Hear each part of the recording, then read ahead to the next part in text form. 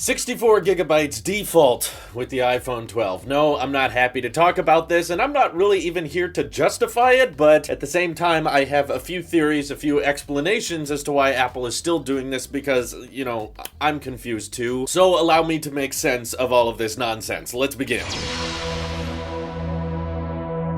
Alright, so the good news is this leak isn't really new, it's been around for months, but essentially the 12 Pro and 12 Pro Max are rumored to start with 128 gigs of storage, probably configure up to 512, maybe even a terabyte, but honestly I've seen a few companies go that route and not see much success, so I wouldn't be surprised if they just stop it at 512. But the regular iPhone 12 mini and iPhone 12 will be getting 64 gigs by default, which sucks, I know, it's not very fun, and frankly the reason I'm kind of annoyed by this is I know internally, like, the part difference between using a 128 gig SSD versus a 64 gig, they are within, like, just a few bucks of each other. It's not even like it's a huge expense to opt for the twice as large 128 gig. I mean, even the Pixel 4a at only $350 was able to come with 128 gigs of storage, and yet these new iPhones are probably going to start around $700 for the 12 mini, likely $800 for the regular iPhone 12, and yeah, there will be trade-in and financing options and all that crap we get with every phone these days, but still, we started with 64 gigs by default way back in 2017, and the fact that 3 years later we're still gonna be shipping with that, despite the rest of the market kind of moving on. I can't really think of any other smartphone launching this year that was still sticking around with the 64 gigs by default, except for the iPhone SE, of course, which is also Apple. But truth is, I don't actually think this has anything to do with the parts on the inside. It's not that the 128 gig part is too expensive, and between 5G modems and OLED displays and Face ID and the A14 chip and everything going into this phone, there was just no way they could do 128 gig. I think they even profitably could, but it's mainly about the 12 Pro and 12 Pro Max. If you've been following rumors or leaks recently, you know that it sounds like, especially the 6.1-inch iPhone 12 Pro, that thing is going to be really, really hard to justify because it's essentially going to have a near identical display to the far cheaper iPhone 12, both OLED, both with the same size bezels, and both 6.1 inches. So the only advantages you're getting with that Pro iPhone is the telephoto lens and LiDAR, but even more recently there's some leaks suggesting that the 12 Pro Max will be the only iPhone with LiDAR and the regular 12 Pro won't even get that, and even some people suggesting that the regular 12 Pro won't even get millimeter wave 5G, meaning that the 12 Pro Max, okay, you get the fancier gigabit 5G that no one ever uses, but the smaller 12 Pro has the same modems as the iPhone 12, the non-Pro version. In other words, people are like, okay, so you're paying extra for stainless steel, maybe for some new color options, and that's gonna end up costing you $200, $300 more. Well, Apple is looking around and they're like, this is not a great situation.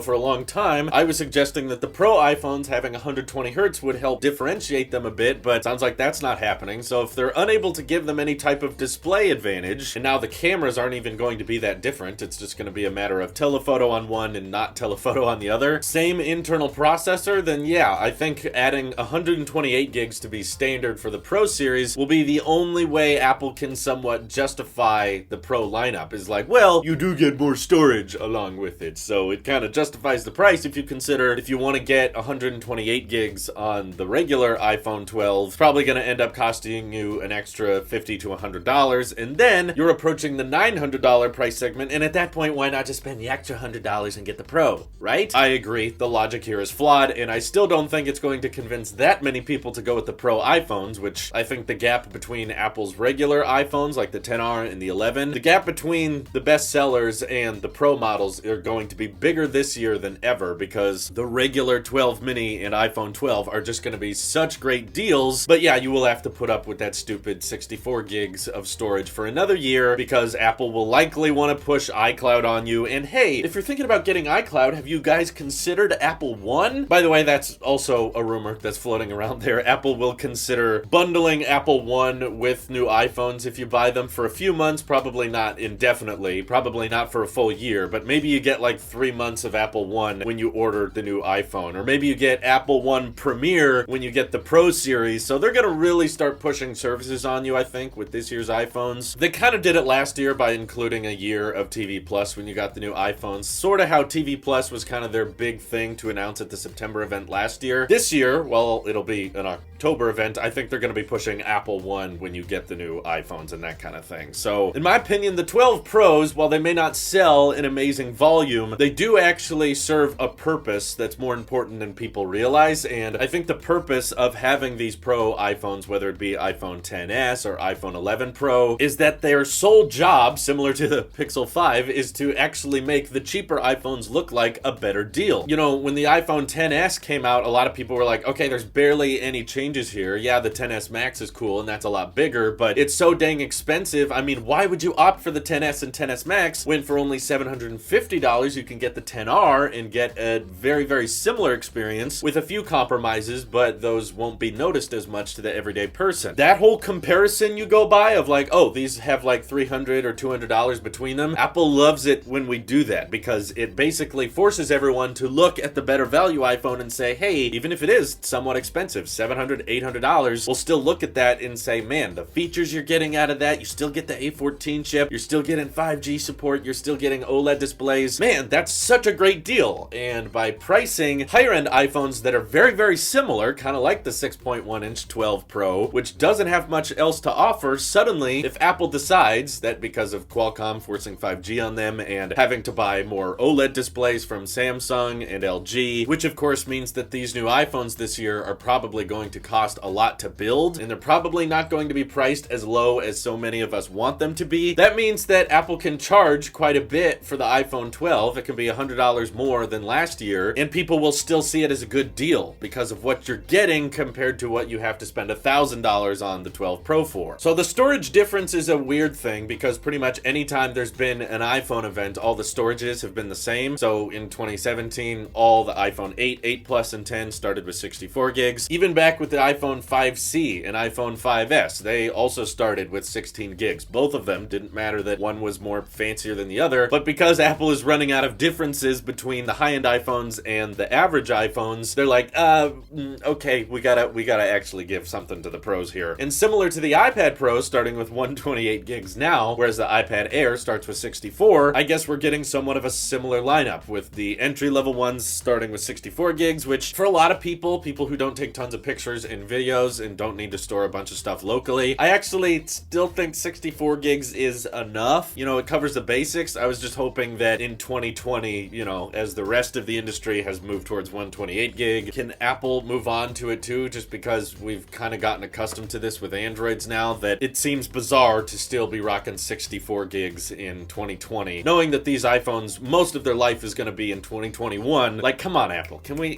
get with the times, please? 128, it's not that hard, but I guess the 12 Pros need something going for them, and they don't have much, so having a higher default storage option is pretty much the best they can do. I'm disappointed to see that, but I am a 2 terabyte iCloud storage subscriber, so I don't really care that much. I've had 64 gigs on my iPhone for the past few years, and it's worked perfectly fine for me, and the iCloud integration is very seamless and in the background. But don't worry, Apple Sheep's still putting his foot down here and saying, bad Apple. No, don't think you can get away with this. I know you want more people subscribing to iCloud, but hey, move on. 64 gigs, not enough if you're charging that much for a phone in 2020, all right? What do you guys think? Is 64 gigs fine, or does 128 gig need to be a standard feature? And does getting 128 gig by default on the 12 Pros make them more enticing to you? Feel free to let me know. This is your Apple Sheep here. I'll see you in the next one.